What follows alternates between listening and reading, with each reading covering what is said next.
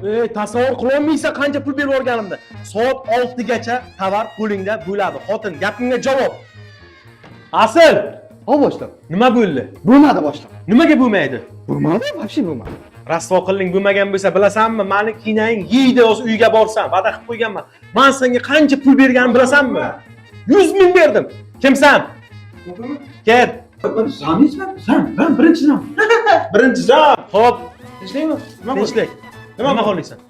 Manamni ko'rmaysanmi? Bitta ish buyurgandim va 100 ming pul berdim bugun kinay tug'ilgan kuniga sovg'ani olib kelmagan. 100 ming! Qanaqa odamsan? So'm, 100 ming so'm. Uyalinga boshliq 100 ming so'mga shu bolamni shu o'tiribsiz endi. Nimaga? Yetadi-ku. Nima bo'ldi? Nima muammo? Muammo sovg'a yetolmayman 100 mingga. Pulam yo'q. Mana. Bor. Shu muammomi? Ha? Shu muammo? Boshliq, qarang. Yaqinda o'rtoqlarim Aha. Zumrad Shop veb-saytini ochgan. Oho. Ana u yerda Aha. ayollarimiz uchun 95 mingdan boshlab 60 ming, eng kam 10 ming so'mgacha bo'lgan tovarlar bor. Oho.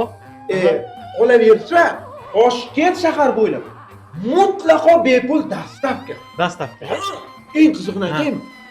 Boshliq, mahsulot keladi, ko'rasiz, yoqsa pulini berasiz. Ya ishonmayman.